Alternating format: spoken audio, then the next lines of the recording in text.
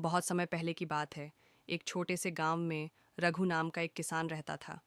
रघु बहुत मेहनती और ईमानदार व्यक्ति था, लेकिन उसकी ज़मीन बंजर थी।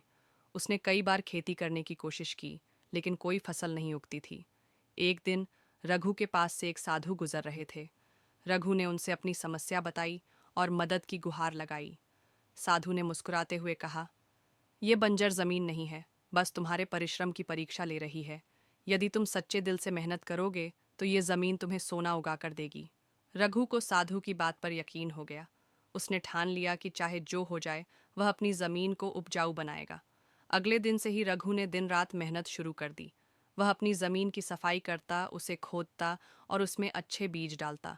लोग रघु का मजाक उड़ाते और कहते, ये ज़मीन कभी फसल नहीं देगी। लेकिन रघु ने उनकी बातों पर ध्यान नहीं दिया। वह अपनी मेहनत में जुटा रहा।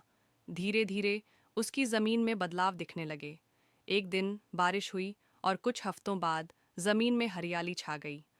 रघु की मेहनत रंग लाई और उसकी फसल लहलहाने लगी। उसने गांव के सबसे बड़े किसान से भी अधिक अनाज पैदा किया। रघु की यह सफलता देखकर गांव के लोग हैरान रह गए। उन्होंने रघु से पूछा, तुमने यह कैसे किया? रघु ने मुस्कुराते हुए कहा, सच्चा परिश्रम कभी व्यर्थ नहीं जाता। अगर आप किसी काम को पूरी मेहनत और लगन से करो तो सफलता जरूर मिलती है। उस दिन से रघु की कहानी पूरे गांव में मशहूर हो गई। लोग उसे प्रेरणा मानने लगे और सीखने लगे कि मेहनत और विश्वास के दम पर कोई भी मुश्किल काम आसान हो सकता है। शिक्षा।